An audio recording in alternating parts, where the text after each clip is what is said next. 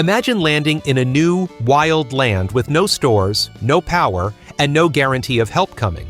That was everyday life for early settlers. They didn't have a choice but to make things work, with the land, the weather, and what little they brought with them, and they got really good at it.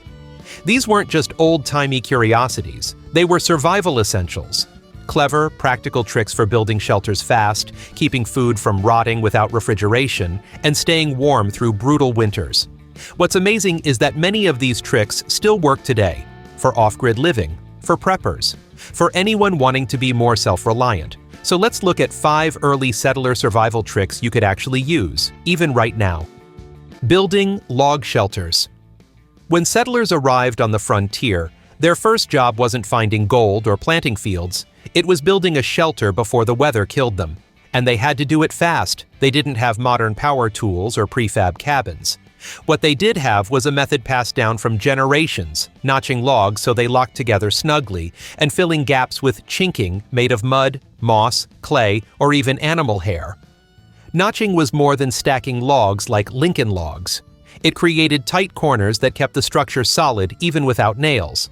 Settlers learned to make saddle notches, V-notches, or square notches, each suited to the kind of wood available and how permanent the cabin needed to be. Once the walls were up, they packed every gap with chinking. Why? Because wind whistling through cracks could drop the inside temperature to deadly levels.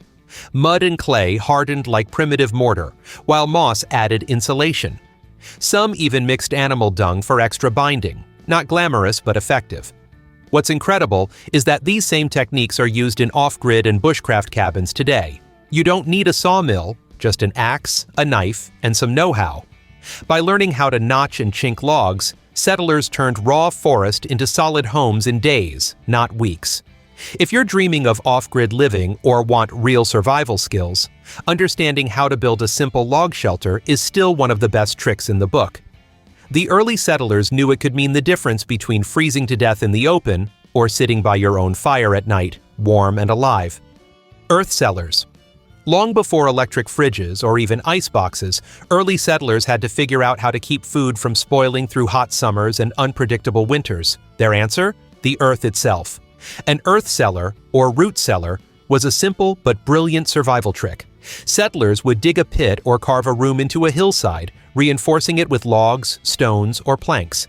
The magic wasn't in fancy construction, but in exploiting the stable, cool temperature underground. Even on blazing summer days, the temperature a few feet below ground stays around 50 to 55 degrees Fahrenheit, or 10 to 13 degrees Celsius, cool enough to slow spoilage dramatically. For settlers, this meant they could store root vegetables like potatoes, carrots, and turnips for months. Jars of pickles and preserves stayed fresher longer. Even dairy could last a few extra days if carefully placed in the coolest spots. They often lined walls with straw or shelves and used sand or sawdust to insulate delicate items. Ventilation shafts let warm air out and cool air circulate. Some families added drainage channels to keep water from pooling inside. These weren't fancy root cellars with concrete and doors. They were survival structures dug in a hurry, adapted to local conditions, and they worked. Today, homesteaders and off-gridders still use earth cellars for good reason. They cost almost nothing to build, need no electricity, and work even when the power grid fails. In a world where food security is becoming a hot topic, this old-school trick is making a big comeback. The settlers didn't have much, but they understood the land. By using the earth itself to keep food fresh, they proved that sometimes the best technology is no technology at all. Animal fat for soap, candles, and waterproofing. Settlers didn't waste anything, especially not animal fat. What many today might throw away was absolute gold to early homesteaders. It was their multi-tool for surviving harsh conditions and making daily life bearable. First, there was soap. Settlers rendered animal fat, usually beef tallow or pork lard, by slowly melting and straining it. Combined with lye, made by soaking wood ashes in water, they created a simple but effective soap that cut grease, cleaned clothes, and kept them healthier in a world without antibiotics. Cleanliness wasn't about luxury. It was life or death in crowded cabins. Then there were candles. Animal fat was the primary ingredient in homemade candles long before paraffin wax existed. Settlers dipped wicks repeatedly into melted tallow, building up layers until they had serviceable, if smoky, candles that lit up dark winter nights. Without them, families would be trapped in pitch black after sunset. And let's not forget waterproofing. Leather boots, canvas, and even wooden tools were rubbed with rendered fat to keep them water-resistant. In cold, wet climates, dry feet could mean the difference between continuing to work or losing toes to frostbite. Rendering fat wasn't pleasant work. It smelled, it was messy, and it took time. But it was absolutely essential. No part of a slaughtered animal went to waste. Modern survivalists and homesteaders still use these tricks. Homemade soap avoids harsh chemicals. Tallow candles burn even when store-bought ones run out. And waterproofing with natural fat is as old school and reliable as it gets. For early settlers, animal fat wasn't just fuel. It was survival in a jar, a resource that turned waste into warmth, light, and protection when there was no store to save you. Snow insulation tricks. Snow might seem like the enemy when you're facing a harsh frontier winter, but early settlers learned how to use it as an ally. The trick? Using snow as free insulation and even as a construction material. If you've ever dug into a snowbank, you'll know it can actually feel warmer than the outside air. Snow traps air, slowing heat loss. Settlers took advantage of this with a few clever tricks. For temporary shelters, some built snow walls around tents or cabins, blocking icy winds and acting like a natural windbreak. In emergencies or deep wilderness, they dug snow caves, simple hollows or trenches in deep drifts, covered with branches or canvas. With just body heat and a single candle, temperatures inside could stay well above freezing, even when it was deadly cold outside. Even established cabins benefited from snow. Settlers would pile snow against the outside walls, sometimes several feet high. This wasn't just laziness or an attempt to clear pathways. Snowbanks around a home added an extra layer of insulation, keeping warmth in and the biting wind out. Windows were often covered with greased paper or animal skins, but a packed snowdrift could be an extra line of defense against heat loss. Children learned early that tunneling in snow or packing it into makeshift forts wasn't just fun, it was real survival know-how.